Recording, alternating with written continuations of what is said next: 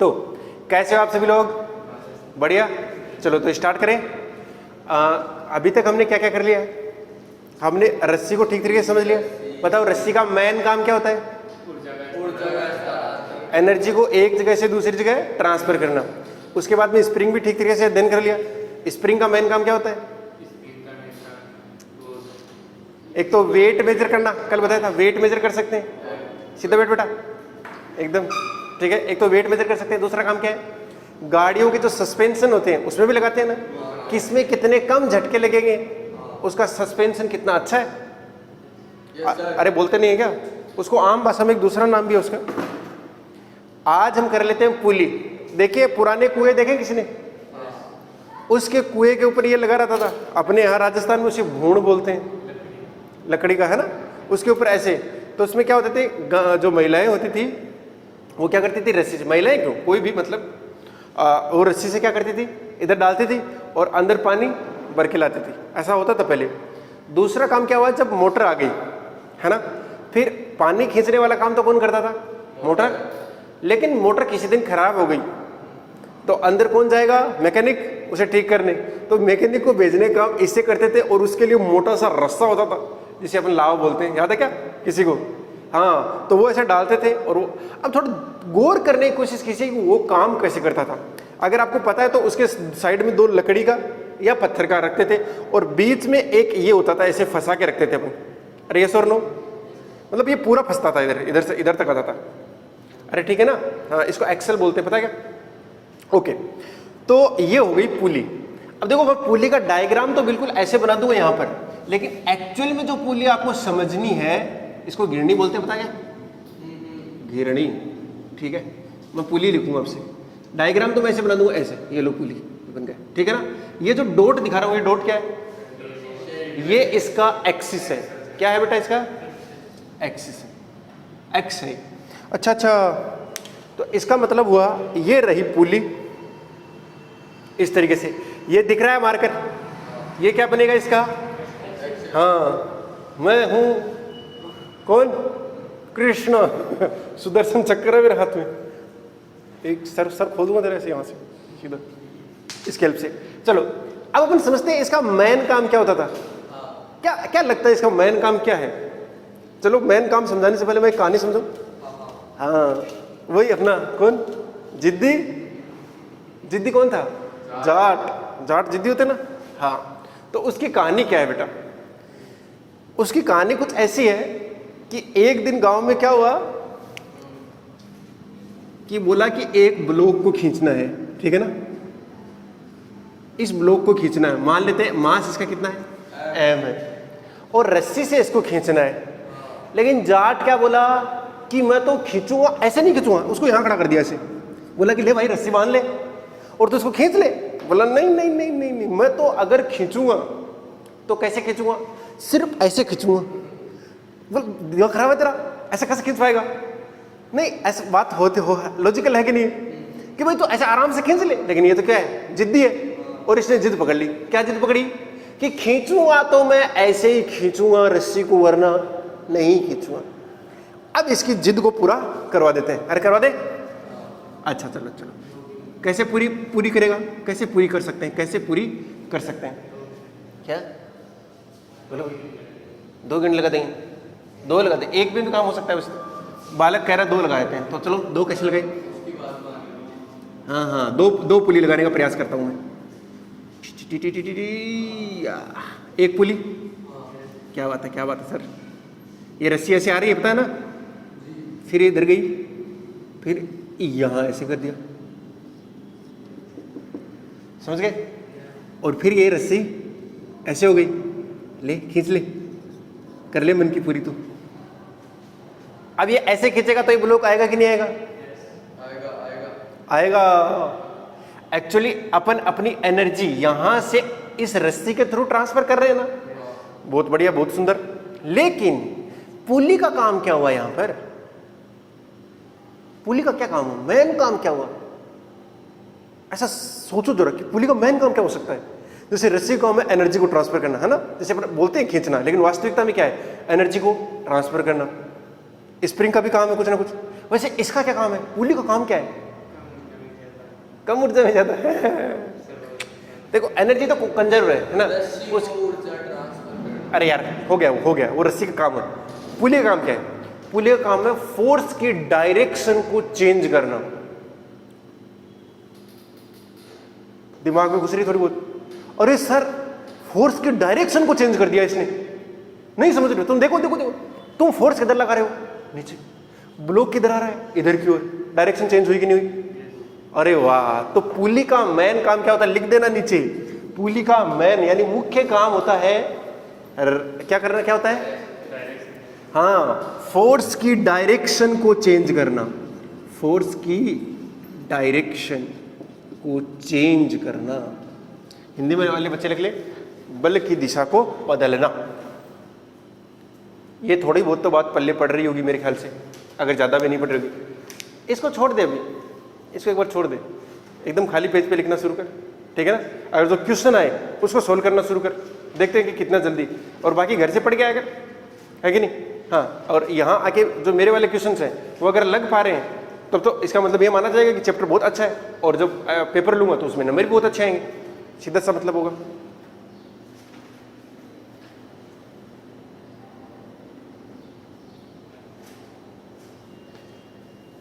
चलो, समझे की बात? नहीं समझे? समझे कि नहीं समझे? समझे पक्का? चलो समझ गए। तो ये होती है भैया पुली। अब एक चीज थी, क्या बोल रहा था मैं? पुली की एक्सिस है ना। अगर एक वर्ड आएगा आइडियल पुली, है ना? आइडियल। अब तो समझ गए होंगे आइडियल का मतलब ही क्या होगा? एक तो मासलेस, अरे द्रव्यमान रहित, घर्षण रहित, ठीक है ना? जो चीज रहित हो सकती है कर दो।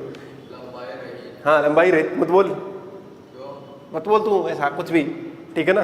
दो चीजें बेटा, एक तो क्या होगी? मासलेस, द्रव्यमान नहीं होगा, यानी इसका m कितना मानेंगे अपन? 0। दूसरा, इसका जो ये दिख रहा है ना, ये सरफेस है ना, ये अभी क्या मानेंगे? फ्रिक्शन लेस, घर्षण रहित मानेंगे। तो इसका मतलब है कि अगर अपन इस चैप्टर के अंदर पढ़ने वाले हैं ना पुली, उसके अंदर पुली केवल और केवल कैसे रहने वाली है? रुकी हुई रहने वाली है। और जो कुएं से जो पानी खींचते थे ना, उसके अंदर पुली घूमती थी, पता है क्या तुमको? हाँ, अभी अपन जो पढ़ने वाले हैं उसके अंदर पुली घूमेगी नहीं, पुली घूमने लगेगी आगे वाले चैप्टर में। जब हम घूमेंगे, नहीं हम नहीं घूमेंगे, तब अपन क्या पढ़ेंगे बेटा? रोटेशन पढ़ने लग जाएंगे। तो उसके अंदर पुली घूमने लग जाएगी, वहां फ्रिक्शन आ जाएगा, तो रस्सी और साथ दोनों साथ साथ घूमेंगे। फिर बात समझाएंगे, वो अपन आगे डिस्कस करेंगे। लेकिन फिलहाल तो अपन ये समझ लेते हैं कि पुली क्या चीज है। लेकिन अभी के हाँ, अभी पुली रुकी हुई रहेगी क्योंकि यहाँ फ्रिक्शन नहीं लग सकता। अगर फ्रिक्शन नहीं लग सकता तो टॉर्क कहाँ से आ जाएगा? टॉर्क आने के लिए दो चीज का जरूरी है कि या तो अनबैलेंस्ड फोर्स लगे या फ्रिक्शन आ जाए। और फ्रिक्शन है नहीं, और अपन बोल रहे हैं अपनी जो रस्सी है वो भी कैसी है? आइडियल है ना? आइडियल है, उसके ऊपर भी फ्रिक्शन कुछ भी नहीं है, तो उसके अंदर भी टेंशन हर जगह क्या रहेगा? सेम। अगर टेंशन हर जगह सेम रहेगा तो बहुत ही बढ़िया हो गया। तो बहुत ही बढ़िया हो गया, रस्सी घूम ही नहीं सकती, पुली घूम ही नहीं सकती। अरे बोलो, ये समझ आ गया? अब पुली की क्या है बेटा? एक्सिस। जैसे अभी ये मास, इसके पास तो मास है ना? वास्तविकता में मास होता ही है, लेकिन ये है इसका एक्सिस। एक्सिस के लिए दूसरा लेते हैं, ये इसका एक्सिस हो गया बेटे।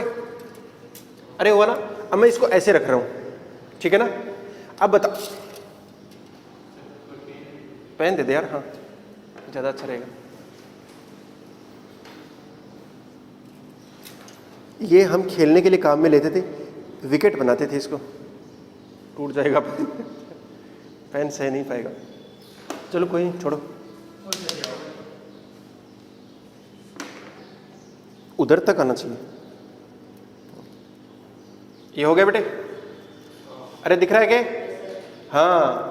अब बताओ, इसका जो मास, इसका मतलब वेट लग रहा है मास की वजह से, mg लग रहा है, उसको कौन बैलेंस कर रहा होगा?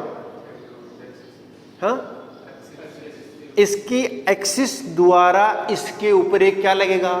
नॉर्मल रिएक्स। अरे लगा क्या? कहीं नहीं लगेगा। अगर तुम पुली का एक्चुअल डायग्राम बनाओगे, एफबीडी बनाओगे, तो उसमें क्या दिखाना पड़ेगा? एक तो पुली का mg दिखाना पड़ेगा। सर लेकिन mg की वजह से तो नीचे चली जानी चाहिए थी, लेकिन इसके ऊपर क्या लगी हुई है? इसकी एक्सिस। और वो जो एक्सिस है वो इसको क्या प्रोवाइड कर रही है? आप बोल सकते हो सपोर्ट प्रोवाइड कर रही है एक तरीके से, है ना? लेकिन वो कैसे कर रही होगी? नॉर्मल। सर इसका मतलब है कि वो नॉर्मल तो इस एक्सिस पे भी लग रहा होगा। अरे नहीं समझ आई क्या? पक्की बात है, अगर तुम इस एक्सिस का आईबीडी बनाओगे जिसमें इसके अंदर दीवार में ठोक दो और फिर इसको टांग दो तो क्या होगा बेटा? क्या होगा? अरे नॉर्मल रिएक्शन लगेगा। किस पे लगेगा? इस पुल्ली पे लगेगा ऊपर की ओर, इस पे लगेगा नीचे की ओर। ये बात समझ आ रही है ना थोड़ी बहुत? हाँ, यहाँ डायग्राम अगर मैं सीधा बनाऊंगा तो समझ में नहीं आएगा, लेकिन अगर इसका चित्र ध्यान में रखोगे तो पक्की बात है समझ में आ जाएगा। अरे आएगा कि नहीं आएगा? कोई दिक्कत है क्या अभी तक? कोई दिक्कत? वाह, खुद मैकेनिक बन गया मैं। बहुत बुरा हाल आज तो। ये बाहर पड़ी हुई थी एक्चुअली, इसलिए बुरा हाल है। चलो आगे करें, आगे बढ़े। एक सिंपल सा क्वेश्चन कर लेते हैं ताकि अपन को थोड़ी बहुत बात क्लियर हो जाए कि अपन कहना क्या चाह रहे हैं और पुली से करने की क्या कोशिश करेंगे, ठीक है ना? नहीं, ये समझते हो ना, ये क्या एकदम रिजिड है। और एक पुली ले लेते हैं, ऐसी वाली पुली लेने का, ऐसी पुली लेने का फायदा भी क्या? चलो ले लेते हैं, समझ में आएगी चीजें। अब मैंने इसको ऐसे दिखा दिया, ये ऐसे दिखाने का मतलब क्या है? ऊपर तो ऐसा हो सकता है क्या? ऐसा हो सकता है कि हमने क्या किया, इसको कहीं पे ऐसे टांग रखा हो, समझ रहे हो? लेकिन यहाँ क्या है इसकी एक्सिस। अरे बात समझा रही ना? हाँ, अब इधर मैं मान लो कि एक मास रख देता हूँ 3 kg और ऊपर ये रस्सी है, ऐसे मान लेते क्या है? अरे कर सकते हैं ऐसा, कोई दिक्कत कोई समस्या नहीं है ना? बहुत सुंदर।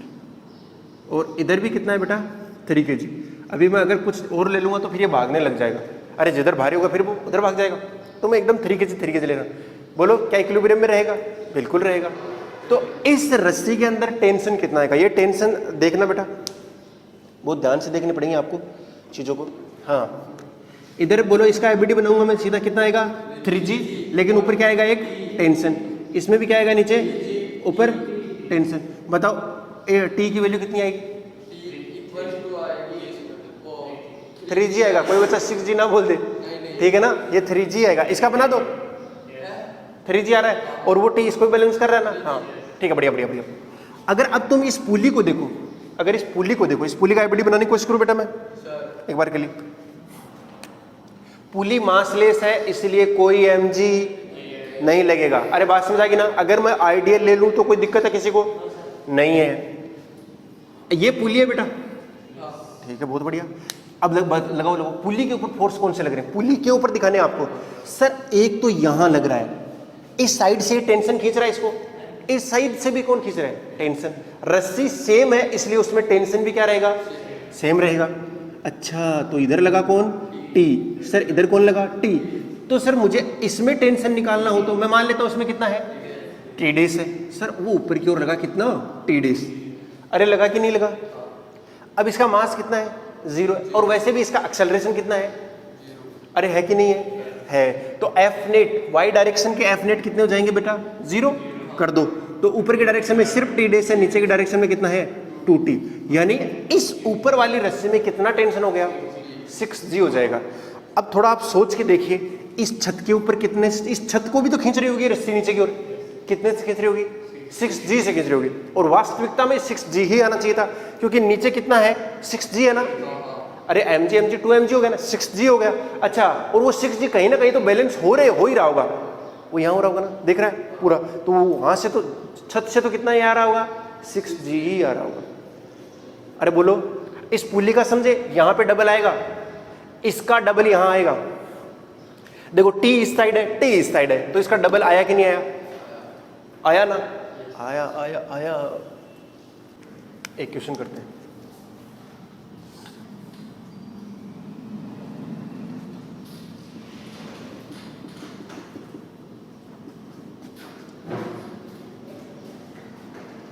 ये मैं एक पुली बना दिया इसे यहाँ पर, ठीक है, बहुत बढ़िया। इसके इधर एक m मास का ब्लॉक है और वो रस्सी इसके ऊपर से जाती हुई किधर जा रही है? इस दीवार के ऊपर, है ना? सीधी बनाने की कोशिश करना तुम लोग। मेरे से थोड़ा बंद कमरा है आजकल, पता नहीं क्या हो गया है, कुछ ज़्यादा ही खराब बनने लग गए, ठीक है ना? पहली बात तो बताओ टेंशन कितना आएगा रस्सी के अंदर? पुली क्या है, आइडियल है, ये पुली आइडियल है, कितना आएगा, हाँ तो नीचे लगेगा mg, तो टेंशन भी कितना आएगा mg। अरे बोलो कोई इसमें किसी को दिक्कत है क्या, और यही mg यहाँ ट्रांसफर होता हुआ यहाँ जाएगा, मतलब ये इस वाली दीवार को ये पुली ये कितने से खींच रही है रस्सी, mg से खींच रही है, सीधा सीधा। मेरा क्वेश्चन ये है कि तुम ये बताओ जो पुली की एक्सिस है, पुली की एक्सिस है वो पुली पर कितना फोर्स लगा रही है। देखो देखो देखो, अगर ये पुली की एक्सिस नहीं होती तो पुली नीचे गिर जाती, अरे अभी भी सिखाया ना मैंने। तो इसका मतलब होगा कि पुली की एक्सिस पुली के ऊपर कुछ ना कुछ तो फोर्स लगा रही होगी ताकि वो किस में रहे बेटा, इक्विलिब्रियम में रहे, साम्यावस्था में रहे। वो फोर्स कितना है, क्या निकालना आपको, फाइंड, हिंदी में लिख दूं इंग्लिश में लिख दूं, हिंदी में, अच्छा है okay. Find force on pulley axis, find force applied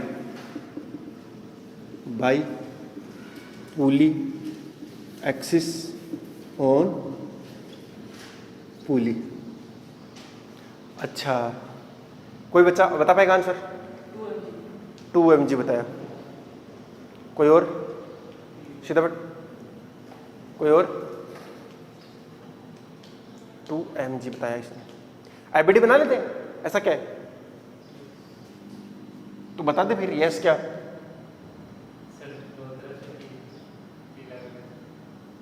नहीं आया, नहीं आया, नहीं आया, कोई बात नहीं, पहली बार देख रहे हो, नहीं आया होगा। चलो ये पुली होगी अपनी और ये इसकी एक्सिस है, मतलब ठीक है ना, ओके सर। सर इस पुली के एफबीडी के अंदर mg तो है नहीं, इधर कौन लगा, टेंशन, अरे लगा कि नहीं लगा, वो mg है, मैं लिख नहीं रहा हूं। सर वो इधर से भी लग रहा है, अरे लग रहा है कि नहीं लग रहा है, तुम ध्यान से देखो, पुली को इधर से भी खींच रहा है और इधर से भी खींच रहा है।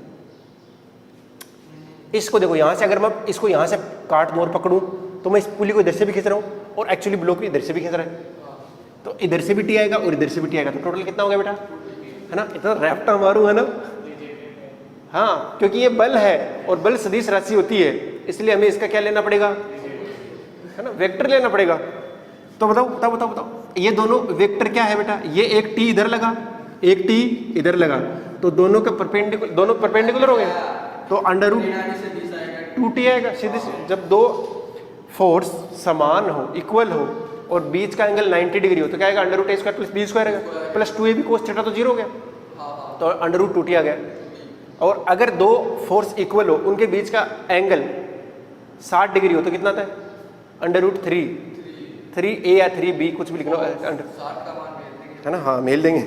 और तीसरी बात, अगर एंगल 120 डिग्री हुआ तो टी ही आता है, नहीं समझ बात, ओ आता है आ जाता है, ठीक है ना, चलो कोई नहीं। अरे समझ आ गई बात, बहुत सिंपल था।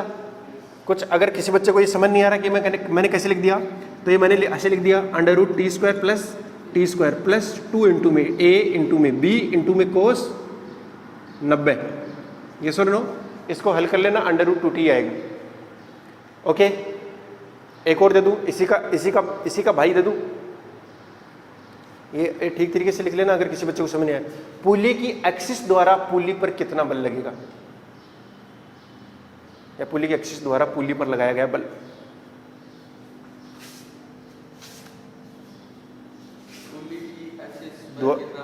ना हाँ ये भी सही है, क्योंकि पुली उसकी एक्सिस पे लगा रही है, तो एक्सिस पुली पर भी तो लगा रही होगी। ये जो फोर्स निकाला है ना हमने, ये पुली द्वारा एक्सिस पर निकाला है, तो एक्सिस का भी काम है कि वो पुली के ऊपर उतना ही फोर्स लगाएगा। हाँ रूट 2t आएगा, ऑब्वियसली इक्विलिब्रियम में है ना, वो इस डायरेक्शन में आएगा, लेकिन ऊपर की ओर, ठीक है ना, वो डायरेक्शन अपन को पता होनी चाहिए एक्यूरेटली। ठीक है बेटा, कोई समस्या, कोई दिक्कत किसी को, किसी प्रकार की नहीं है ना। अब मैं मान लेता हूं कि अपनी पुली का भी मास है, और मास कितना है बेटा, स्मॉल m। अगला question same to same repeat करना है, ऐसे अगला क्वेश्चन लिख लो, रिपीट अबव क्वेश्चन, ठीक है ना, ऊपर वाले क्वेश्चन को दोबारा दोहराना है। और क्या दोहराना है, बस पुली का मास कितना m। तो अब इस बार भी क्या निकालना है तुम्हें, पुली की एक्सिस पुली के ऊपर कितना फोर्स लगा रही है, बताओ कितना लगा रही है, सोल्व करो जरा। ऐसा भी क्या है भाई, तू देख कहाँ किसकी कमी रह गई, इस बिड में किसकी कमी रह गई, mg, तो mg भी लगेगा, अरे लगेगा कि नहीं लगेगा, mg। सर तो ये फोर्स अब कितना हो गया, t प्लस, सर तो इसका मतलब हुआ जो मैं निकालूंगा इस बार, उसके अंदर एक चीज और आ जाएगा, रिजल्टेंट तो आएगा बट वो आएगा कितना? सर दो फोर्स है, एक टी है एक टी प्लस mg, और दोनों परपेंडिकुलर है। अरे है कि नहीं है? हाँ, तो F नेट आएगा, वो कितना आएगा बेटा? Under root t square plus t plus square. बस हो गई बात खत्म। प्लस में वो कोस थीटा वाला टर्म तो जीरो ही होगा, क्योंकि अभी थीटा भी कितना है? 90 डिग्री है। कहाँ अटक गया था?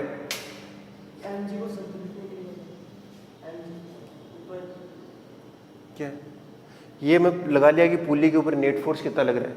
अब इस नेट फोर्स को बैलेंस कौन करेगा? एक्सिस का नॉर्मल रिएक्शन। अगर तू ध्यान से देखेगा तो इस डायरेक्शन में क्या लगा सकता है बेटा? नॉर्मल बाई एक्सिस, ऐसे लिख सकता है, लिख सकता है ना? तो तू ये निकाल दे तो ऑटोमेटिकली ये आ ही गया। पूछना मैं यही चाह रहा हूं बट निकालना तो यही है, net forces, net forces. Okay चलो एक सिचुएशन दूंगा आपको।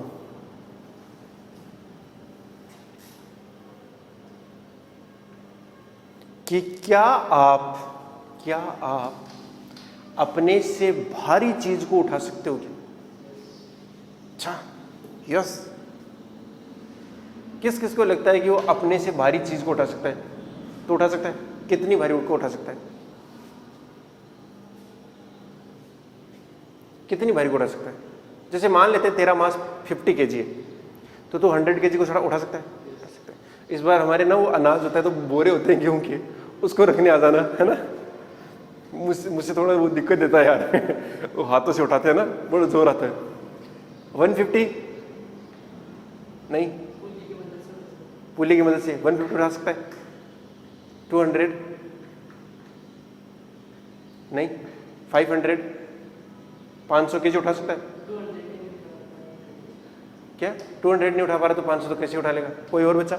सर हम तो अभी सोच नहीं पा रहे। अभी सोचे थोड़ा सा। अरे सोचे क्या? अरे सोचना शुरू करते हैं। ऐसा क्या है? क्या? हाँ मैक्सिमम। अच्छा, मतलब उठाने का मतलब अभी मेरा होगा बैलेंस करने से, है ना। बाकी मैं उठाने को तो कितने भी उठा सकते हैं, आगे अपन और पढ़ेंगे। अभी तो अपन इक्विलिब्रियम वाली कंडीशन देख रहे हैं, ठीक है ना। इसका मतलब है कि एक साइड है ना तुम्हारे पास में क्या रखा हो 200 kg और एक साइड तुम हो, क्या तुम एक दूसरे को बैलेंस कर सकते हो क्या? टॉर्क वाली चीज नहीं लगा ली है, टॉर्क के अंदर तो अपन कर सकते हैं ना, अभी उसको कंसिडर नहीं करना। इसी चीज को मैं पुली के ऊपर बेस्ड हूं अभी, तो क्या अपन पुली की हेल्प से ऐसा कुछ कर सकते हैं कि उधर कितना रखा हो 200 kg और इधर मेरा कितना हो 50 kg? क्या ऐसा कुछ हो सकता है क्या? हो ही सकता है, और वो देखते हैं कैसे हो सकता है। इसका मतलब है सर मैं मेरे से भारी ऑब्जेक्ट को भी क्या कर सकता हूँ? बैलेंस। सर मैं क्या ट्रक को बैलेंस कर सकता हूँ? है नहीं कर सकता? अरे कर सकते हैं, थोड़ा अरेंजमेंट ही तो मुश्किल बनेगा लेकिन कर सकते हैं। देख मैं बताता हूँ कैसे कर सकते हैं। यही तो ब्यूटी है बेटा फिजिक्स की। ये लटका दिया मैंने। अरे कोई दिक्कत, किसी को समस्या है कोई? पक्का नहीं है? चलो चलो चलो चलो चलो चलो, ये एक पुली ले ली मैंने, ठीक है। और ये मान ले एक डब्बा है, इस डब्बे में तेरे को उठाऊंगा मैं, ठीक है सर कोई दिक्कत नहीं है। और चुक, ये मैंने एक और पुली ले ली, और ये एक और डब्बा ले लिया, ठीक है ना। अब मैं मान लेता हूं कि इसका मास कितना है 50 kg है। बताओ इसका मास कितना होना चाहिए ताकि ये पूरा सिस्टम किस में रहे? इक्विलिब्रियम में रहे। निकालो। ये m की वैल्यू क्या होनी चाहिए? लिख लेना क्वेश्चन में। m की वैल्यू क्या होनी चाहिए जिससे पूरा सिस्टम किस में रहे? इक्विलिब्रियम यानी साम्य अवस्था में रहे। ठीक है बेटे, फटाफट बताओ मुझे, देखते हैं कितना भारी उठा सकते हैं आज अपन।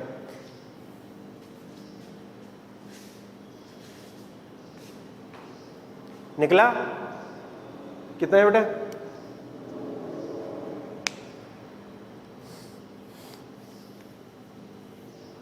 सर एक रस्सी तो ये रही है ना। अरे रही कि नहीं रही? जहां जहां ये रस्सी जा रही है उस पूरी रस्सी में टेंशन क्या रहेगा? टी रहेगा। तो इस रस्सी में टेंशन कितना है? टी। तो सर इस पुली पर भी वो टी आएगा ऑटोमेटिकली। अरे आएगा कि नहीं आएगा? मैं दोबारा ये दिखाने की जरूरत है क्या मेरे को? सर यहाँ पर भी टी आएगा और यहाँ पर भी टी आएगा। सर इसमें कितना आएगा? 2t आएगा, t और t इसमें 2t, तो यहां पर भी कितना आएगा, अरे आएगा कि नहीं आएगा। और इसका मास कितना हो गया, नीचे की ओर कितना लगेगा mg, अरे लगेगा कि नहीं लगेगा यार, बहुत बढ़िया बहुत सुंदर। अब मुझे बताओ इस t की वैल्यू कितनी आएगी, ये 50g आ रहा, तो t इसको बैलेंस कर दो, इसको जैसे ही बैलेंस करोगे तो t बराबर कितना आ गया 50, अरे आया कि नहीं आया। अब इसको बैलेंस कर दो तो mg बराबर कितना आया बेटे 2t, अरे आया कि नहीं आया। mg बराबर 2 इंटू में t की वैल्यू कितनी है 50, जी से जी कैंसिल आउट हो गया, m की वैल्यू कितनी आ गई 100 kg। अरे वाह, 50 kg वाले ने किसको बैलेंस कर दिया, 100 को कर दिया भाई, अरे कर दिया ना। हाँ लिख लो इसको। अब अगला मैं और सोचता हूँ, कुछ भारी सोचते हैं, ठीक है। एक बार ना मैंने ऐसा ही एक क्वेश्चन क्लास में करवाया था, भारी भरकम सा है ना, बहुत सारी पुली लगा दी थी, और उसने एक बच्चे ने क्या किया, उसकी फोटो ले ली और उसका स्टेटस लगा दिया। ये क्या है, तब तक स्टेटस नई नई चीज आई थी मार्केट में। चलो एक और अरेंजमेंट बनाने की कोशिश करता हूँ मैं।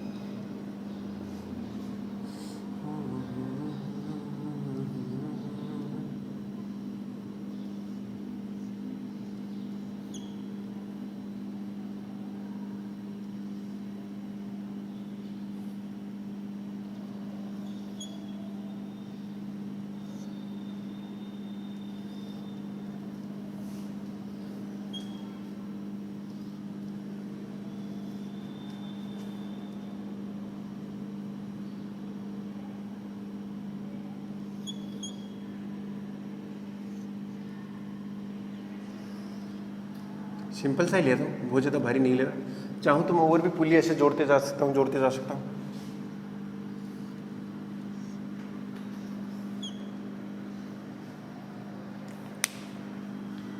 ये है इस बार 5 kg, ज़्यादा नहीं ले रहा मैं। तो बताओ इस m की वैल्यू क्या होनी चाहिए, इस m की वैल्यू क्या होनी चाहिए जिससे ये 5 kg इक्विलिब्रियम में रहे।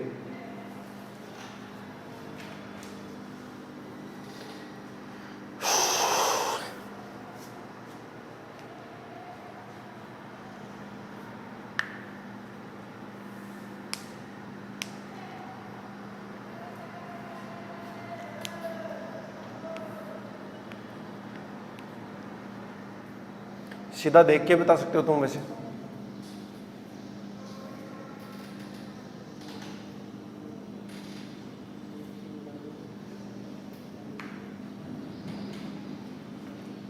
नहीं बता पा रहे क्या, 20 kg, 20 आएगा।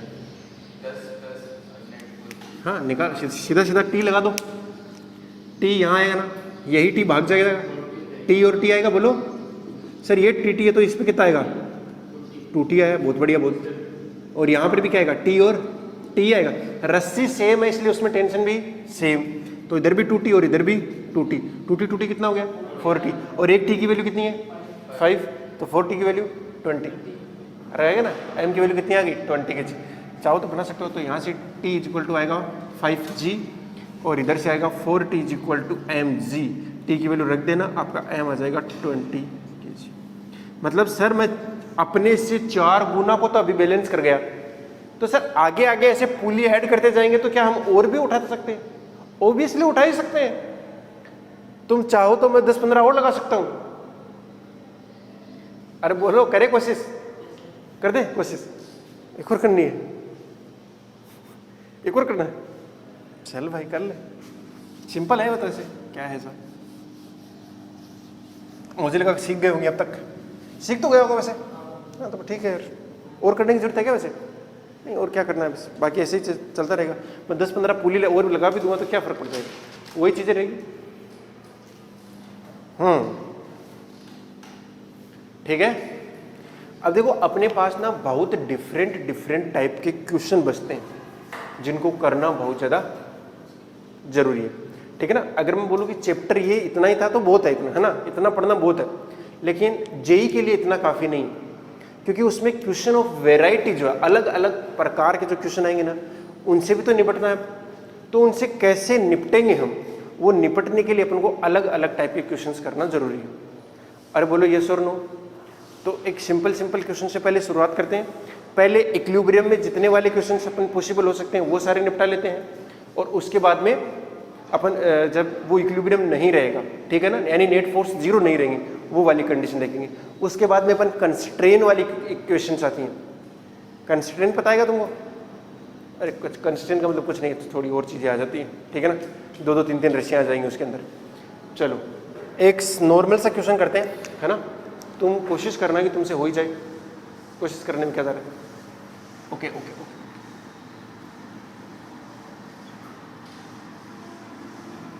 ये एक इंक्लाइन प्लेन है, नत्तल है, और ये फिक्स है। फिक्स है का मतलब क्या है, तुम कितना भी जोर लगा लो ये हिलने वालों में से, अरे बात समझ आई क्या?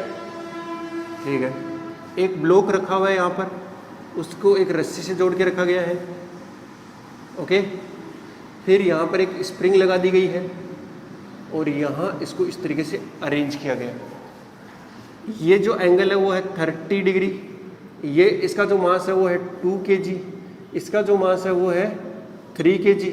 अब आपको बताना है स्ट्रिंग में टेंशन कितना आएगा। अरे नहीं समझाएगा, आपको बताना है स्ट्रिंग में टेंशन, यानी स्ट्रिंग मतलब रस्सी में तनाव, रस्सी में तनाव कितना है, और साथ ही साथ इसमें स्प्रिंग फोर्स कितना है, ये बताना है। अगर मैं कल को K की वैल्यू दे दूंगा तो तुम इसके अंदर प्रसार भी निकाल सकते हो, जो एक्सटेंशन अतिरिक्त लंबाई आएगी वो भी इजीली निकल ही जाएगा, ठीक है ना। जरा फटाफट कर दो कि इस रस्सी में तनाव कितना है और इसके अंदर भी तनाव कितना है, यानी स्प्रिंग के अंदर भी फोर्स कितना है। हाँ बेटा ये समझ आ रहा है क्या? पहले बता दे मुझे।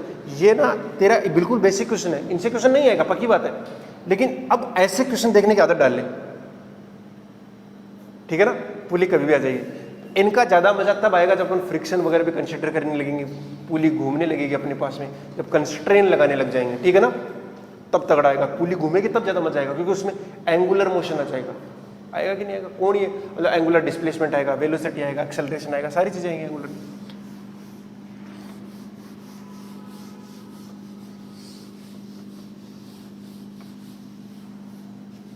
पहली बार देखने में ना बच्चा यहाँ से डर जाता है, और फिर उसका फिजिक्स में इंटरेस्ट धीरे धीरे कम होने लगता है। जिन बच्चों को फिजिक्स नहीं आ पा रही है ना, उसका मेन रीजन यहीं से शुरू होता है, क्योंकि वो यहीं से अपनी गाड़ी को पीछे छोड़ देते हैं। अब तेरे लिए सबसे अच्छा चांस है बेटा, तेरे को पहले से पढ़ा हुआ है, और कम से कम 2-4 बार तो रिवाइज किया ही होगा, तो पहले से पढ़ के आ, तो मत करो, पहले से पढ़ के आ, और कोशिश करके टीचर से पहले आंसर निकाले, बस यही कोशिश कर। हर सब्जेक्ट में होना चाहिए, इसमें नहीं, हर में मन लगेगा तेरा ज़्यादा पढ़ने का। हाँ भैया बताओ। अरे सीधा देख के नहीं बता सकते क्या? देखो ये 2 kg है, तो इसका mg sin थीटा इधर आएगा, mg cos थीटा इधर आएगा। थीटा की वैल्यू 30 डिग्री है, 10 आएगा। अरे 20 हो गया। अगर g की वैल्यू मैं 10 लेता हूँ तो इधर कितना आएगा? 10। और इस वाला तो नॉर्मल रिएक्शन है, मुझे मतलब नहीं है। तो रस्सी में तनाव कितना आएगा? 10। फिर 3 kg का बनाओगे, अरे बना लोगे ना, तो 3 kg का 15 इधर लगेगा, 10 पहले से ही लग रहा है, 25, तो इसमें कितना जाएगा? 25। अरे निकल गया ना, बहुत सिंपल चीज़ थी, इसमें कोई ऐसा कुछ था क्या? अरे मैं पूछूं नॉर्मल रिएक्शन इंक्लाइन प्लेन के ऊपर कितना लग रहा है, वो कितना लगा, कैसे लगा, निकालोगे?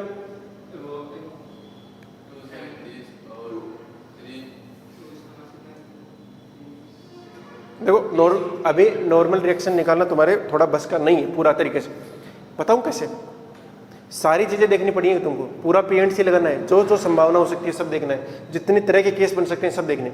यहाँ देखो ये 2 kg लग रहा है, ये लगा रहा होगा इस पर कितना? 2g cos 30, और ये कितना आएगा? 3g cos 30। ठीक है सर, इतना आ गया, फिर अपन ऐसा लिख सकते हैं 5g cos 30। क्या इतना ही आएगा क्या नॉर्मल? क्यों नहीं, क्यों नहीं, क्यों नहीं? दिक्कत यहाँ होगी बेटा, क्योंकि जब तुम इसका एबीडी बनाने जाओगे ना, तो इसको ये स्प्रिंग कितने से खींच रही होगी? ये 5g sin थीटा से खींच रही होगी, पता है तुम? अच्छा सर, फिर इसको भी तो कोई ना कोई बैलेंस कर रहा होगा, इसको भी तो कोई ना कोई बैलेंस कर ही रहा होगा, और वो बैलेंस कहाँ से कर रहा होगा? अब इसके अंदर यहाँ से लगती हैं रिएक्शंस, उनको हिंज रिएक्शन बोलते हैं। अरे हिंज समझते हो ना, जैसे अपना गेट होता है, गेट को अपन हिंज के साथ कनेक्टेड करते हैं ताकि वो वहाँ से रोटेट होता रहता है, उनको क्या बोलते हैं अपन? हिंज। कुछ लोग पल्ला बोलते हैं उनको शायद, अरे नहीं बोलते क्या? यहाँ तो नहीं हो गया, वरना अपने गेट में देखना, जो लोहे के अपन वो नहीं करते, क्या बोलते हैं उसको? चौखट। उस चौखट के साथ अपने अटैच करते हैं ना, बोल्ट वगैरह डाल के, उसी को क्या बोलते हैं, हिंज। तो वहाँ से क्या लगती है, अभिलंब प्रतिक्रिया बल लगता है, नॉर्मल रिएक्शंस लगते हैं वहाँ से। वो किस डायरेक्शन में लगेंगे, कैसे कैसे लगेंगे, उन सब की कैलकुलेशन अपन यहाँ पे करेंगे। अभी नहीं करेंगे, अभी अपन नॉर्मल देख रहे हैं, ठीक है ना। हाँ, अरे इसको कराने की जरूरत है क्या, तो अगर चलो मैं करवा देता हूँ एक बार। इधर इसका फोर्स कितना आएगा, 2g sin 30, इसका कितना आएगा 2g cos 30। इधर एक क्या आएगा इसका नॉर्मल रिएक्शन, N1 बोल लूँ। इधर क्या लग रहा होगा इसके ऊपर, टेंशन, अरे लग रहा ना रस्सी का टेंशन। तो ये T इक्वल टू कितना हो गया, 2g sin 30। सर वो T तो इस पर भी लग रहा होगा 3 kg पर भी, तो अगर 3 kg का अलग से बनाओगे तो क्या आएगा बेटा, इधर क्या आएगा T। सर एक चीज़ और आएगी, क्या आएगी बेटा, 3g, बोलो बोलो, 3g sin 30, और इधर क्या आएगा 3g cos 30, एक मिनट, cos 30, और इधर क्या आएगा नॉर्मल रिएक्शन लगेगा। इधर कौन खींच रही होगी, क्योंकि स्प्रिंग में क्या आ चुका है बेटा, खिंचाव आएगा। अगर तुम ध्यान से देखोगे तो स्प्रिंग में क्या आएगा, खिंचाव, और स्प्रिंग वापस नेचुरल लेंथ में जाना चाहिए, तो वो अपने एंड्स पर किधर फोर्स लगाएगी, अंदर की ओर लगाएगी, चीजों को अंदर की ओर खींचेगी। अरे खींचेगी नहीं खींचेगी, तो यानी ये 3 kg को किधर खींचेगी, ऊपर की ओर। मैं इसको बोल दूं स्प्रिंग फोर्स। अब स्प्रिंग फोर्स कितना आएगा, T plus 3g sin theta. Spring force कितना आएगा, T प्लस, और ये T कितना है, 2g sin थीटा प्लस, अरे थीटा 30 डिग्री है, ठीक है ना, तो कितना हो गया 5g नॉर्मल हो गया। अरे बोलो कोई दिक्कत है क्या, नहीं सिंपल है। अरे ठीक है क्या बेटे, बेटी ठीक है क्या बेटी, ओ बेटी ठीक है बेटी, चलो ओ ढंग का क्वेश्चन लेते हैं।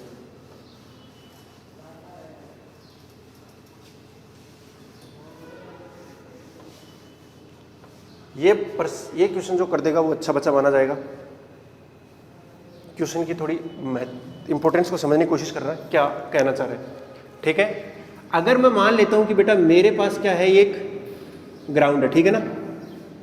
अरे बोलो किसी को समझने में कोई दिक्कत हो रही है क्या, नहीं हो रही। अगर ये ग्राउंड है तो मेरे पास एक बॉल तो ऐसी है और एकदम आइडेंटिकल, मतलब इसके जैसी दिखने वाली बॉल, जिसका मास भी है, मटेरियल भी सेम है, रेडियस भी सेम, आइडेंटिकल है, उसको मैंने बिल्कुल पास में रख दिया।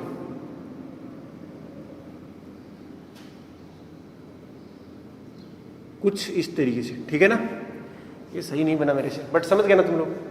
बताओ अब इन दोनों के बीच में सिर्फ, अरे कांटेक्ट में है ना, ये इसका मास भी m है, इसका भी मास m है, तो ये नीचे से कितना लगा रहा होगा mg, ये भी लगा रहा होगा। इन दोनों के बीच में क्या कोई नॉर्मल रिएक्शन है क्या, भी है, हाँ परपेंडिकुलर लगेगा वो तो ठीक है, लेकिन क्या नॉर्मल रिएक्शन लग रहा है इन दोनों के बीच में, हाँ लग रहा है कि नहीं लग रहा है, लग रहा है, नहीं लग रहा है। इसका मतलब इनको सिर्फ संपर्क में रखा गया है, लेकिन वास्तव में कोई संपर्क, तुम सोच के देखो, अगर इसके ये वाला बॉल इसके ऊपर इधर लगाता नॉर्मल, और ये वाली बॉल इसके ऊपर इधर नॉर्मल लगाती, तो क्या इधर भाग नहीं जाती, अरे भाग जाती ना।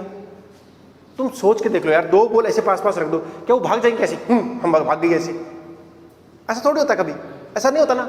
लेकिन अगर तीसरी बॉल को मैं इसके ऊपर रख दूं बेटा, इन दोनों के बीचों बीच, ये दिख रहा है ना, ये अपन सॉलिड स्टेट के अंदर पढ़ते हैं, एटम के ऊपर एटम रखते हैं, वैसा वाली चीज है। हाँ तो यहां पर रखता हूं। सर अब तो पक्की बात है ये भाग जाएंगी इधर इधर, अरे फ्रिक्शन वगैरह सब जीरो है, तो भागेंगे नहीं भागेंगे, भागेंगे। अब भागने से रोकने के लिए मैं क्या कर रहा हूं बेटा, एक इधर दीवार खड़ी कर दूं ना, अरे बोलो सर ये बॉल इधर तो नहीं जा सकती, इसका मतलब ये वाली दीवार इसके ऊपर क्या लगाएगी, नॉर्मल पक्का लगाएगी, इस बार तो लगाएगी। और सर अगर मैं इधर भी दीवार खड़ी कर दूं तो सर ये वाली, अब तो सर ये बाहर जा ही नहीं सकते, अब तो इक्विलिब्रियम में आ गया है सिस्टम ही। हाँ तो जब इक्विलिब्रियम में आ गया, सबका मास कितना है बेटा m, सबकी रेडियस कितनी है सेम, r मान सकते हो, मानने की जरूरत नहीं है वैसे, ठीक है ना। आपको बताना है जितने भी सरफेस आपको दिखाई दे रही है, बताओ कितनी सरफेस आपस में कॉन्टेक्ट में। सर ये वाली वाल और ये ब्लॉक और नीचे वाला, सर ये ब्लॉक और ये ब्लॉक, ये ब्लॉक और ये ब्लॉक, ये ब्लॉक और ये वाल, ये ब्लॉक, अरे स्पेयर बोल सकते हैं, बॉल बोल सकते हैं, ब्लॉक बोल सकते हैं, तुम्हारी मर्जी। 8 की आपको जरूरत नहीं, आप मोटा मोटा मुझे ये बता दो कि इस वाल के ऊपर कितना नॉर्मल रिएक्शन लग रहा है, या कुल मिलाकर ये वाल कितना लगा रही है, ये वाल कितना लगा रही है, ग्राउंड से कितना लग रहा है।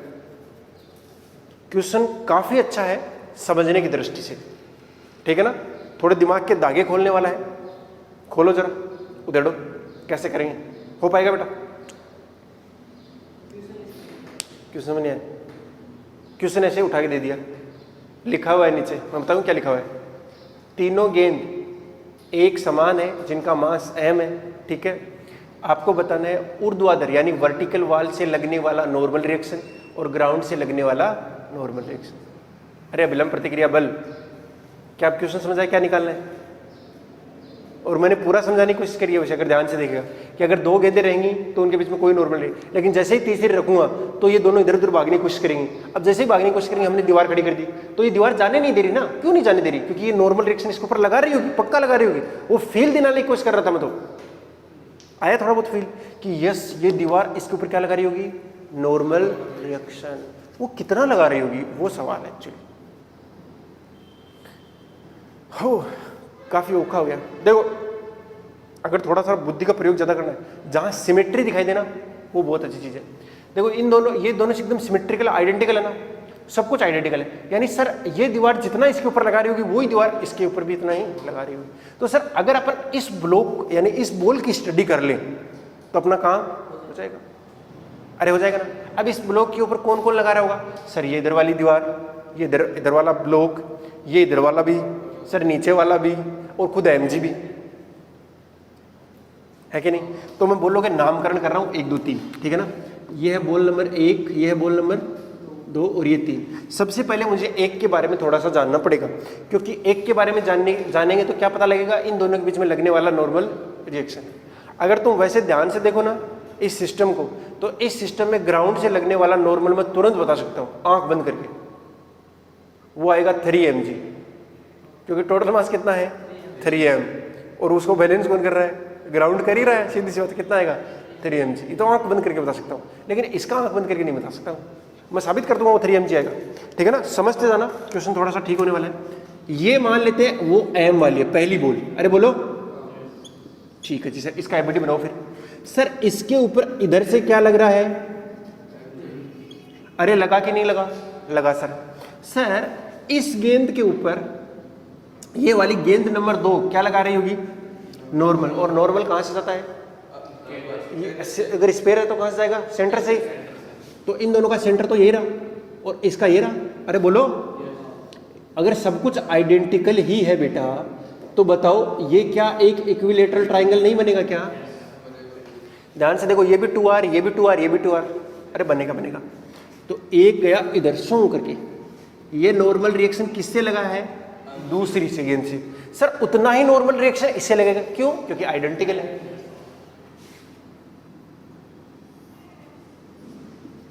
ये n हो गया।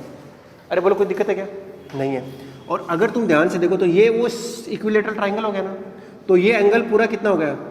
60। तो ये क्या 30 और 30 नहीं आया क्या? अरे अभी तक किसी बच्चे को कोई दिक्कत समझने में नहीं है। अब मुझे बताओ अगर ये वर्टिकल के साथ में, तो बाकी वर्टिकल के साथ में ये भी 30 रहेगा और ये भी कितना रहेगा? तो सर कुछ नहीं करना, अब तो n के क्या लेने हैं मुझे? कंपोनेंट ले लो n cos 30 n sin 30, n cos 30 n sin 30। तो सर n के तो इधर आया कौन? sin 30, और इधर भी कौन आया? n sin 30, और ऊपर की ओर कितना आया बेटा? 2n cos 30। अरे n cos 30 n cos 30, 2n cos 30 हो गया ना एक साथ। बोलो x डायरेक्शन में तो बैलेंस कर ही गया। अरे कैंसिल हो गया एक दूसरे को। y डायरेक्शन में भी बैलेंस होना जरूरी है, इसलिए मैं y डायरेक्शन की बात करता हूं। तो कितना आएगा बेटा? 2n cos 30 equal to mg। बोलो cos 30 की वैल्यू होती है √3/2, तो रख दो, तो 2 से 2 कैंसिल आउट हो जाएगा। तो कितना आएगा? √3n equal to mg। और मैं इस √3 का डिवाइड कर दूं। अरे बोलो कोई दिक्कत है क्या यार अभी तक? यानी सर मुझे एक बात पता लग गई कि इस बॉल के ऊपर ये वाली बॉल भी कितना लगाएगी? mg/√3। पहले नहीं पड़ी बात, पड़ गई, समझ गई। अब अपना किसके लिए अपना एबिलिटी बनाना है? बॉल 2 के लिए। चाहे 2 के लिए बना लो चाहे 3 के लिए बना लो, एक ही तो बात है, आइडेंटिकल है। अच्छा सर, तो ये रही गेंद नंबर 2। अरे रही ना, जो तुमको समझ पड़ता है वो बनाते जाओ। सर एक लगेगा इसका खुद का, अरे लगेगा कि नहीं लगेगा? सर ये अभी आपने बताया n, वो n इसके ऊपर भी लग रहा होगा और इक्वल n अपोजिट लग रहा होगा।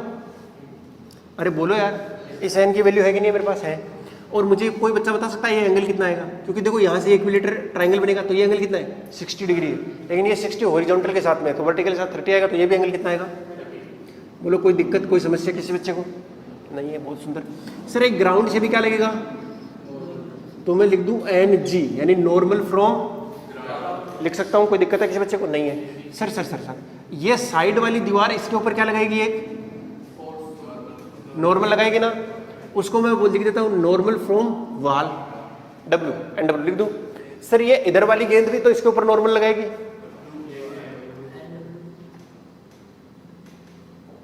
क्या बेटा एन डब्ल्यू आएगा, क्या बोल रहा है, हाँ हाँ लगा ही रही है, वही कर, ये वाली गेंद इसके ऊपर पक्का नॉर्मल लगा रहे हो, लगा ही रहे, वो कितना लगाएगी, मैं एन बी लिख दूं फ्रॉम बॉल। क्या मैंने अभी तक कोई मिस कर दिया किसी चीज को। सर इन दोनों के साथ कांटेक्ट में था, ये दिखा दिया। सर ग्राउंड के साथ में था, ये दिखा दिया। ये इधर वाली बॉल, अरे सेंटर से जाएगा कि नहीं जाएगा, जाएगा। उधर वाली गेंद इधर, अरे लगेगा नहीं लगेगा। सर इसका मतलब तो ये हुआ सर मुझे ये पता लग जाए, तो ऑटोमेटिकली पता लग गया। क्या बात है, कोई दिक्कत है इसको समझने में, अभी तक कोई दिक्कत नहीं है नहीं? चलो बढ़िया, बहुत सुंदर। सर इस एन के घटक लेने पड़ेंगे मेरे को, और कोई चारा नहीं बचा मेरे पास। अरे बोलो, हाँ अब देखेंगे अपन इसको कितना आएगा, ले लो लो कितना आएगा, एन कोस 30, और इधर वाला कितना आएगा बेटा, एन साइन 30। अभी तक कोई दिक्कत किसी बच्चे को समझने में? चलो फिर से शुरू करते हैं, शुरू करूं फिर से। जब ये दोनों गेंद थी आपस में तो उनके बीच में नॉर्मल डायरेक्शन कितना था, जीरो था ना। अब अगर मैं इसके ऊपर ये रख रहा हूं तो ये गेंद तो दोनों दूर दूर जाने का प्रयास कर रही है, तो बताओ नॉर्मल डायरेक्शन कितना रहेगा? अरे जीरो ही रहेगा। पहले देखो स्टार्टिंग से, इसीलिए तो मैं सोचना सिखा रहा था, पहले स्टार्टिंग से क्या दोनों को आपस में टच करके रखा गया है, दोनों के बीच में नॉर्मल डायरेक्शन कितना है, जीरो, क्योंकि दोनों भाग नहीं रही है। अब देख अगर मैं इसके ऊपर रख रहा हूं तो सर इन दोनों के बीच में तो गैप ही बढ़ रहा है, तो नॉर्मल पक्की बात है जीरो हो जाएगा। ये इधर जाना चाह रही है, नहीं जा रही है क्योंकि ये दीवार नहीं है, तुम दीवार गिरा तो फटक से भाग जाइए। इसका मतलब सर इन दोनों के बीच में तो नॉर्मल डायरेक्शन नहीं है, ये रख दिया तब भी तो नहीं है ना। थोड़ी बहुत बात पल्ले पड़ गई होगी, थोड़ी बहुत, अरे पड़ी क्या, पड़ी। इसका मतलब सर ये वैल्यू तो जीरो ही आनी थी। अरे कूल है ना ये चीज, मैंने कहा था तभी थोड़े समझने में दिक्कत हो सकती है, लेकिन तुम सोचो एक बार कि क्यों जीरो है, ठीक है ना, इसलिए जीरो है। चलो सर फिर इस एन डब्ल्यू को कौन बैलेंस करेगा? अरे ये आया ना इसके अपोजिट डायरेक्शन में, इसको बैलेंस करने वाला आ गया है, तो पहले मैं एक्स डायरेक्शन की बात कर लूं। बोलो एक्स डायरेक्शन में क्या होगा बेटा, एन डब्ल्यू बराबर कितना आएगा, एन साइन 30, और एन की वैल्यू तो मेरे पास है ही, कितनी, और ये बोलो कोई दिक्कत कोई समस्या किसी बच्चे को? नहीं सर नहीं, कोई दिक्कत नहीं। सर वाई डायरेक्शन की और बात कर लीजिए, करो वाई डायरेक्शन की बात। ऊपर वाली डायरेक्शन में एन जी है, नीचे वाली डायरेक्शन में कौन है, M G plus N cos 30। मुझे पता है N cos 30 M G by 2 आएगा। सर कैसे, बताता हूँ कैसे पता है मुझे। एम जी की वैल्यू, एन की वैल्यू रखो, कितना आएगा, एम जी बाई 2, मुझे पहले से पता था एम जी बाई 2 आएगा। ये कितना हो गया, 3 एम जी बाई, अरे हुआ कि नहीं हुआ? सर आप तो कह रहे थे कि जमीन से लगने वाला नॉर्मल रिएक्शन 3 एम जी आएगा आंख बंद करके। सर ये तो आधा आ गया। हाँ एक गेंद और भी तो है, तो सेम टू सेम उतना ही उस पर भी लगेगा, तो 3/2 mg, 3/2 mg कितना हो गया, 3 mg। तो ग्राउंड से तो 3 mg ही आना था। अरे बोलो, तो ग्राउंड से टोटल अगर निकालना हो, ग्राउंड से टोटल तो कितना आएगा, कितना आएगा, 3 mg। अच्छा प्रश्न था, समझ आया? थोड़ा बहुत तो समझ में आया होगा, बहुत आया, ज्यादा आ रहा है क्या? अच्छा उतारने के लिए टाइम चाहिए। अब दो चार ना ज्ञान की बातें कर लेते हैं। अरे कर ले, तुम कहो तो कर ले, वरना मेरे को ऐसा कुछ है नहीं, करके तो मैं जाऊंगा ही। ये रस्सी ना आइडियल रस्सी नहीं है, मतलब इसके पास मास है, ठीक है ना। ये पुली है, पुली आइडियल हो सकती है, ठीक है ना। अब मुझे बताओ, अब तुम्हें ये बताना है कि इस m की वैल्यू क्या होनी चाहिए। रस्सी का मास आप चाहो तो कितना मान सकते हो, कैपिटल M मान सकते हो, और वो भी कितने का, यहां से लेकर यहां तक का ही मान लो, इधर वाली को आइडियल मान लो, ठीक है। तुमको बताना है कि m की वैल्यू क्या होनी चाहिए जिससे रस्सी सीधी हो जाए। मतलब ऐसे सोच के देखो कि अगर मैं बोलूं ये 1 kg की है, तो मुझे यहां पर कितना रखना चाहिए, 1 kg, 2 kg, 3 kg, 4, 5, 6, 7, 10, 50, 100, 200, 500, 1000, लाख, कितना रखना चाहिए ताकि ये सीधी हो जाए। समझ रहा है। रस्सी होती है, रस्सी को पुली पर से बांधा गया है, तो तुझे खींचना है, तो वो फोर्स कितना लगाएगा, तू उसको खींचते हुए फोर्स लगाएगा ना, ऐसे ऐसे लगाएगा, वो फोर्स कितना लगना चाहिए ताकि रस्सी एकदम क्या हो जाए, सीधी हो जाए।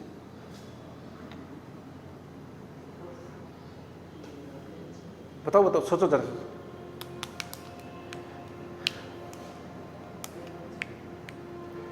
अगर मैं बोलूं इसका आंसर है इनफाइनाइट, अनंत, तो कैसा लगेगा सर? यकीन नहीं होगा, और तो लगेगा कैसा, है ना।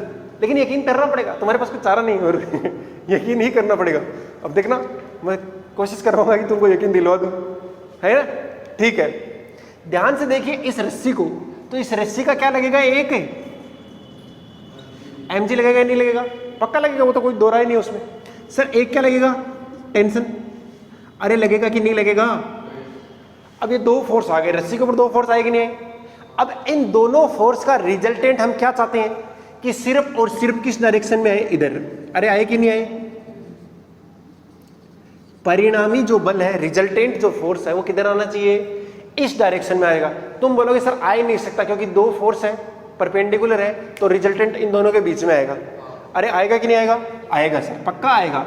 इधर क्या है, टेंशन है, इधर कौन है, mg है, अरे है कि नहीं है, बड़ा mg है, ले लो, चलो बड़ा दिया था क्या, अरे उससे कोई फर्क नहीं पड़ता, कंसेप्ट की बात सीखनी है। चलो देखो देखो देखो, मान लो कि स्टार्टिंग में टेंशन नहीं है, अगर टेंशन नहीं रहेगी तो नेट फोर्स किधर आएगा, लगभग, अगर टेंशन नहीं रहेगा तो नेट फोर्स यही आएगा। धीरे से टेंशन बढ़ेगा तो इधर आएगा ना, अरे आएगा ही नहीं आएगा।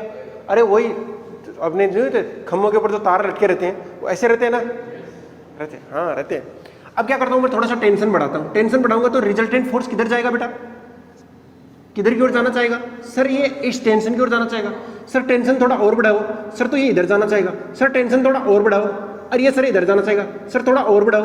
अरे भाई साहब, आएगा कि नहीं आएगा। दूसरा, तो अपन को ये कितना करना पड़ेगा, इनफाइनाइट करना पड़ेगा, ताकि इसका कोई इफेक्ट ही ना रहे, वो नेट फोर्स किधर आ जाए, सिर्फ इसकी डायरेक्शन में आ जाए। सर इनफाइनाइट ही क्यों, चलो सोचे उसके बारे में।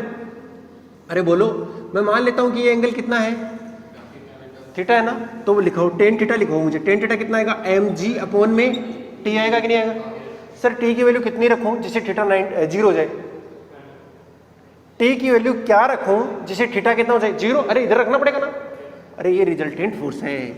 अच्छा तो सर t की 0 रखो, काम बन रहा है अपना, बन रहा है ना काम, तो अपनों को कितना रखना पड़ेगा, इनफाइनाइट। तो इसका मतलब है कि वास्तविकता में अपने को ये बैलेंस कभी कर ही नहीं पाएगा। कर पाएगा क्या, कभी नहीं कर पाएगा। तो यानी तुम्हारी जो रस्सी है वो थोड़ी बहुत कैसे रहने वाली है, थोड़ा बहुत उसके अंदर क्या रहने वाला है, बैंड रहने वाला है, ठीक है ना। अगर टेंशन बहुत ज्यादा कर दिया और रस्सी झेल पा रही है, तब भी तुम देख लेना हल्का सा ही रहे, चाहे 0.5 डिग्री का रहे, रहता जरूर है बहुत हद तक वो चीज। और अगर तुम रस्सी एकदम सीधी कर दो, उसके ऊपर कपड़े छुपाने की कोशिश करना, बैंड हो जाएगी वो, क्योंकि उसका mg बढ़ गया है। फिर ज्ञान की बातें, अरे ज्ञान की बात थी, लिखना तो लिख लो, ठीक है ना। और एक ज्ञान की बात और बता दूं, तुम कहो तो बता दो, वरना मेरे को ऐसे कोई इच्छा नहीं है। काल बताऊं, बता दूं, चलो बता देते हैं, बालक कह रहे तो।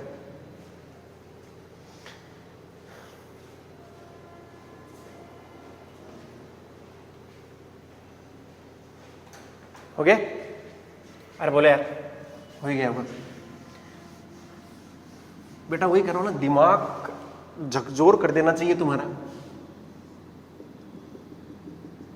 ना। ऐसा नहीं लेता मैं एक पाइप लेता हूं इस तरीके से, खंबा पाइप ले लूं, पतली पाइप है थोड़ी, ठीक है ना, लेकिन रिजिड है वो, सीधा ही नहीं बनता, बोल हद हो गई इसकी। बन जा, बन गया क्या?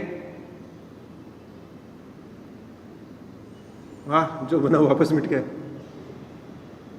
क्या बात है, अति सुंदर। इस तरीके का पाइप है बेटा। अब हमने क्या किया, एक रिंग समझते हो, रिंग वलय एक तरीके की, अंगूठी, अंगूठी नहीं है वैसे, रिंग है। उस रिंग को मैंने क्या किया, यहां पर पिरोया हुआ है उसे, है ना। और ये कैसा है बेटा, फ्रिक्शन लेस है। फ्रिक्शन लेस मतलब इस पाइप के ऊपर कहीं पर भी कोई फ्रिक्शन नहीं है। अब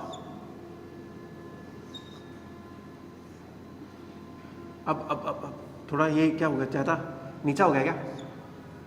चलो मैं हटा देता हूं इसको, यहीं तक रख लेता हूं। ये एम मास है, ठीक है ना। इसका भी मास है, इसका मास कैपिटल एम मान लेता हूं मैं, ठीक है। अरे मान लिया, कोई दिक्कत है क्या? आपको बताना है कि मैंने इस तरीके से पकड़ रखा है अभी रिंग को। जैसे ही रिंग को छोड़ूंगा तो उसका एक्सेलरेशन क्या आएगा, इस रिंग को छोड़ते ही उसका एक्सेलरेशन क्या आएगा? क्या वो जी आएगा, या जी से कम आएगा, या जी से ज्यादा आएगा, या आएगा ही नहीं? और दूसरा सवाल मेरा ये भी है कि इस m की वैल्यू क्या होनी चाहिए जिससे यहीं पर रुकी रही? नहीं समझ आई बात। मैंने यहां पे ऐसे रिंग डाल रखी है, ये पुली ऐसे लगी हुई है, फिर मैं उसको ऐसे कितने फोर्स से खींचूं कि वो वहीं पर रुकी रही? क्योंकि ऐसा हो सकता है कि तू ज्यादा फोर्स से खींचे तो ये ऊपर चली जाए, ऐसा हो सकता है क्या? नहीं होगा। तू सोच के देख भाई, ऐसा मत सोच, सोच के देख, ये वो पाइप, उसके अंदर मैंने ये रिंग फंसा रखी है और इधर इसे रस्सी से बांध रखा है ना, यहाँ पुली है और नीचे। अब मैं इसको ऐसे खींच रहा हूँ नीचे की ओर, तो क्या ऐसी कोई संभावना है जिसमें वो रिंग ऊपर जा सकती है? ऐसा लगता है कि रिंग ऊपर चली ही जाएगी, नहीं जाएगी, नहीं जा पाएगी।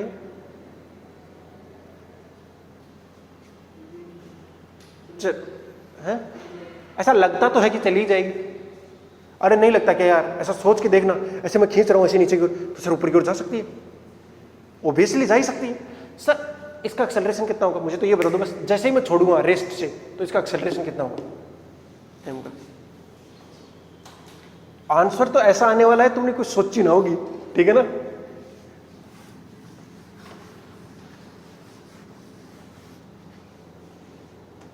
चलो बताऊं? अरे बस आना था तो आ गया, वरना नहीं आ पाएगा अभी तक। आंसर बड़ा सिंपल है इसका। देखो, अगर मान लेते हैं कि अगर ये रेस्ट में रहेगा अभी, तो इधर क्या लगेगा? अगर ये रेस्ट में रहे, कौन? अगर वो मान लो ये रेस्ट में रहे एम, तो इधर कौन लगेगा? M G. तो टेंशन आएगा नहीं, यानी ये इस जो रिंग है उसको इधर खींच रहा है कि नहीं खींच रहा? अरे पक्का खींच रहा होगा भाई। अच्छा, खींचने तो कोई दिक्कत है। तो देखो रिंग का अगर मैं एफबीडी बनाने जाऊं तो इधर इसके क्या आया बेटा? टेंशन। अरे आएगा नहीं आया? अब वास्तविकता में तुम देखो, ये रिंग ऐसे और ये पाइप हो गई, तो ये रिंग ऐसे टच है, ऐसे क्या है? टच में है, ऐसे टच में है ना। हाँ, तो ये रिंग यहां से खींची जा रही है। अब ये रिंग इधर चली जाती लेकिन गई नहीं, क्यों? क्योंकि पाइप आ गया। तो ये पाइप इसको इधर की ओर क्या लगा रहा है? नॉर्मल रिएक्शन लगा रहा है। पहले नहीं पड़ी बात, पड़ गई है। एक क्या लग रहा होगा बेटा? इसका एनर्जी। और कोई फोर्स? और कोई? अगर फ्रिक्शन तो है नहीं, कोई और फोर्स है क्या? ना। अगर तुम मान लेते हो एक बार के लिए कि सर ये एक दूसरे को बैलेंस कर रहे हैं, एमजी को कौन करेगा? एमजी को बैलेंस करने वाला ही कोई नहीं है। अगर इसको बैलेंस करने वाला ही नहीं है तो ये नीचे की ओर जाएगा वाई डायरेक्शन में। तो एमजी बराबर, अरे एफ नेट बराबर क्या लिख दोगे? M A. तो ये क्या लिख देना? ए बराबर कितना आएगा? जी, वो भी नीचे की ओर। अरे इसका मतलब है सर जैसे मैं इसको छोड़ूंगा ये कितने से जाएगी? जी नीचे से जाएगी, थोड़ी देर ही जाएगी, फिर ये टेंशन का एक कंपोनेंट ऊपर की तरफ आ जाएगा। ऐसा नहीं है कि जाती रहेगी। नहीं पहले पटी बात। देखो थोड़ी देर बाद में तो क्या होगा? ये ऐसे नीचे नहीं आ जाएगी रिंग? अरे आ जाएगी ना, ऐसे रिंग नीचे आ गई। तो इस टेंशन का क्या आएगा? एक कंपोनेंट ऊपर की ओर आएगा, एक इधर आएगा। तो हो, अब देखो, अब इसको काउंटर करने वाला आ गया ना एमजी को, तो यहां पर तो इसका एक्सेलरेशन कितना रहेगा? जी ही रहेगा, जीरो नहीं रहेगा, जी रहेगा, वो भी नीचे की तरफ रहेगा। यानी सर अगर मैं इसका 1 kg रखता हूं तो भी कितना रहेगा? जी। सर 100 kg रखता हूं तो भी कितना रहेगा? जी। 1000 kg रखता हूं तो भी कितना रहेगा? जी। सर ऐसा लगता नहीं है मुझे कि ऐसा होगा, वो इसलिए क्योंकि बेटा वास्तविकता में यहां फ्रिक्शन होता है। अगर फ्रिक्शन रहेगा ना तो एक्चुअली रिंग नीचे की ओर जाने की कोशिश कर रही है और फ्रिक्शन किधर लेके जाएगा, ऊपर, तो फ्रिक्शन बैलेंस कर देगा। बात समझ आ रही है क्या? लेकिन अभी फ्रिक्शन है ही नहीं, तो बैलेंस किससे करेंगे? फ्रिक्शन वास्तविक जिंदगी में तो सोचता है ना, तो वहां फ्रिक्शन होता है, इसलिए सोचने में थोड़ी दिक्कत आ रही हुई तेरे को। लेकिन यहां फ्रिक्शन नहीं है, कौन बैलेंस करने वाला है? कोई नहीं। समझ आ रही है बात? थोड़ी बहुत अच्छे पल्ले पड़ रही कि क्या हो रहा है, कुछ तगड़ा हो रहा है। अरे हो गया ना ये चीज, समझ आ गया? तो एक्सेलरेशन कितना आएगा उसका? जी आएगा, लिख देना नीचे की। और जी सिर्फ यहीं तक आएगा, इससे अगर थोड़ी सी भी नीचे जाएगी तो जी नहीं आएगा। पक्की बात है, नहीं आएगा। ठीक है,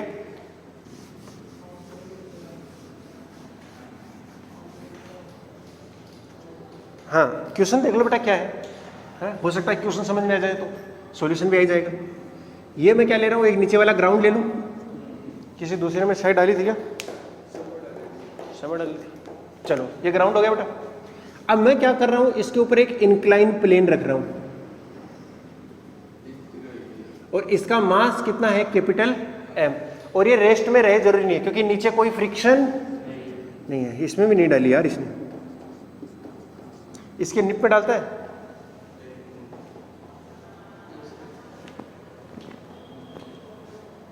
ठीक है, ये क्या होगा बेटा? फ्रिक्शन लेस है। ओके, ये मास है। अब देखना जरा, जैसे ही मैं इसके ऊपर कोई ब्लॉक रखूंगा तो ब्लॉक का नॉर्मल लगेगा और वो इधर जाने की कोशिश करेगा नहीं करेगा? उसको रोकने के लिए मैं क्या करता हूं, एक दीवार खड़ी कर दी बेटा मैंने। अब क्या कर रहा हूं, मैं इसके ऊपर एक ब्लॉक रख रहा हूं। इसका मास कितना है? Small M. और ये ब्लॉक भी क्या है बेटा? अभी ब्लॉक इधर आ सकता है, ये तो नहीं जा सकता उधर क्योंकि दीवार इसके ऊपर क्या लगा देगी? नॉर्मल। लेकिन ये तो इधर आ ही सकता है। तो मैं क्या करता हूं, इसके यहां पर भी एक छोटी सी दीवार नहीं मतलब सपोर्ट खड़ा कर देता हूं।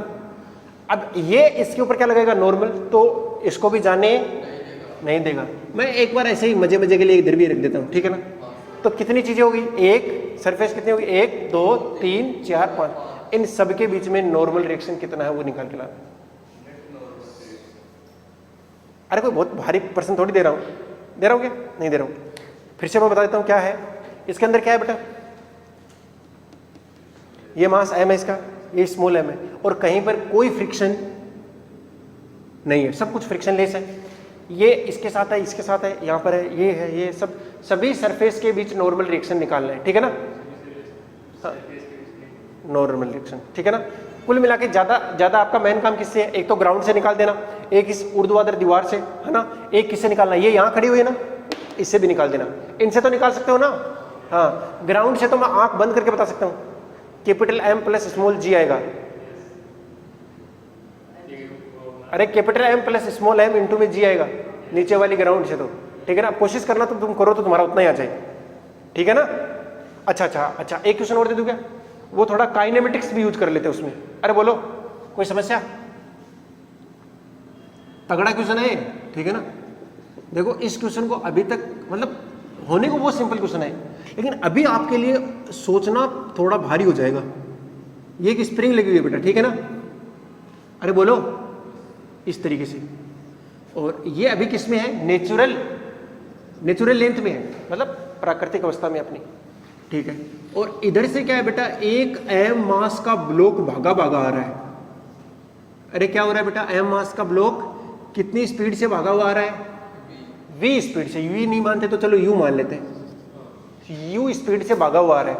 अब आएगा इसके साथ संपर्क में आएगा स्प्रिंग के साथ, फिर अंदर दबाएगा स्प्रिंग को, क्योंकि अभी इसके पास क्या है? स्पीड है। अरे वेलोसिटी है ना इसके पास, तो वेलोसिटी है, लेकिन स्प्रिंग अब दब गई। अब दबी हुई स्प्रिंग कहां फोर्स लगाएगी? बाहर की ओर, तो इसका वेलोसिटी धीरे धीरे क्या होगा? कम। तो यहां से लेकर धीरे धीरे यहां जाकर रुक जाएगा। कितना टाइम लगेगा? मेरा क्वेश्चन है कि टाइम कितना लगेगा? कहां से कहां तक बेटा? यहां से लेकर यहां तक, जब तक कि वो किस में नहीं आ जाता? रेस्ट में नहीं आ जाता। यहां से टाइम नहीं देखना है, क्योंकि इसको इतना बिट तो कवर करने में टाइम लगेगा ना। यहां से नहीं देखना है, जैसे इसको टच करे वहां से लेकर जब तक कि पहली बार नहीं रुक जाए। एक ही बार रुकेगा वैसे, क्योंकि वह फिर वापस भागता हुआ आएगा और यहां से वापस भाग के चला जाएगा। अरे ठीक है ना? क्वेश्चन बड़ा ही प्यारा है। अगर तुम देखोगे ना तो v बराबर u प्लस एटी ये नहीं लगेगा, इनमें से ऐसी कोई इक्वेशन लगने वाली नहीं है। क्यों? क्योंकि एक्सेलरेशन कांस्टेंट नहीं है, क्योंकि f बराबर f किस पे डिपेंड करता है? x पर डिपेंड करता है। f इक्वल टू kx है। अरे अगर f x पर डिपेंड कर रहा है इसका मतलब एक्सेलरेशन क्या हो गया? वेरिएबल। तो अपन को जनरल इक्वेशन यूज करनी पड़ेगी इनके अंदर।